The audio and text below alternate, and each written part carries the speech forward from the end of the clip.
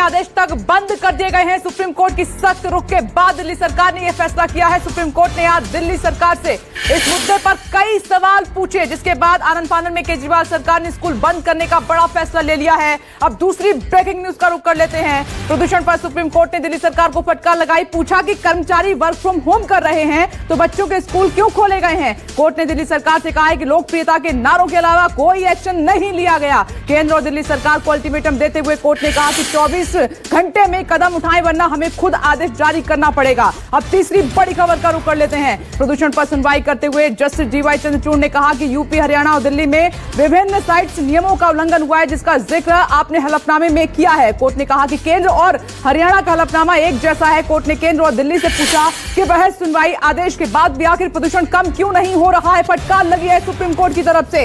एक और breaking news, राजधानी दिल्ली की हवा आज भी बेहद खराब श्रेणी में रही है। दिल्ली में आज सुबह हवा का AQI 419 दर्ज किया गया। प्रदूषण की वजह से पूरा NCR स्मोक की चादर में लिपटा रहा। पिछले कुछ दिनों में हवा का स्तर में कुछ सुधार हुआ था, लेकिन दिल्ली की हवा फिर से खराब हो गई है। फिलहाल स्मोक से राहत की उम्मीद कम ही दिखाई दे रही है, इसीलिए आपको खुद का ख्याल रखना होगा। एक और ब्रेकिंग न्यूज का रुख कर लेते हैं। 4 बजे की 5वीं बड़ी खबर। केंद्रीय गृह मंत्री अमित शाह ने आज यूपी के सहारनपुर में मां शाकुंभरी देवी स्टेट यूनिवर्सिटी का शिलान्यास किया। इस दौरान यूपी के सीएम योगी आदित्यनाथ उनके साथ मौजूद थे।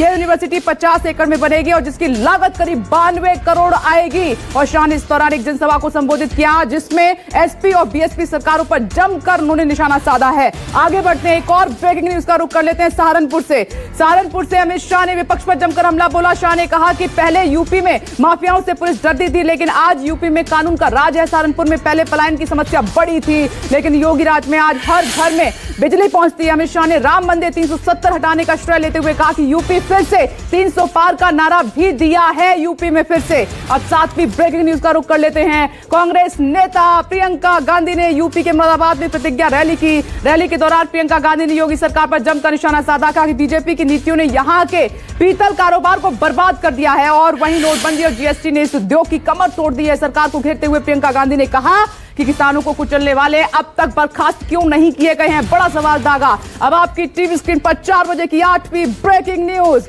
पंजाब के पठानकोट पहुंचे दिल्ली के सीएम अरविंद केजरीवाल ने तिरंगा यात्रा निकाली। तिरंगा यात्रा के दौरान वैन पर सवार नजर आए केजरीवाल और सिसोदिया। केजरीवाल की तिरंगा यात्रा में भारी संख्या में आप कार्यकर्ता शामिल हुए। बैंड की धुन पर निकाली गई ये यात्रा और हर एक हाथ में तिरंगा नजर आया। तिरंगा यात्रा के दौरान सीएम केजरीवाल ने कहा कि इतने सारे तिरंगे देखकर मजा आ गया। अब 9वीं बड़ी खबर का रुख कर लेते हैं ललितपुर में एसपी की विजय संकल्प यात्रा में बोलते हुए अखिलेश यादव ने बीजेपी पर जमकर निशाना साधा। कहा कि बीजेपी ने 4.5 साल में लोगों को सिर्फ तकलीफ और परेशानियां दी हैं। अखिलेश यादव ने बिना नाम लिए सीएम योगी और पीएम मोदी पर तंज कसा। कहा कि सिर्फ परिवार वाले ही परिवार वालों का दुख और दर्द समझते हैं, जिनका परिवार ही नहीं है वो दूसरों का दुख क्या समझेंगे। अब 10वीं बड़ी खबर का रुख कर लेते हैं। यूपी के डिप्टी सीएम केशव प्रसाद मौर्य ने मथुरा में उन्होंने बयान दिया कि सियासी घमासान लगातार जारी। अखिलेश यादव ने बीजेपी पर निशाना साधते हुए कहा है कि यूपी में अब बीजेपी का कोई भी मंत्र काम नहीं आएगा। जनता बीजेपी के हर हद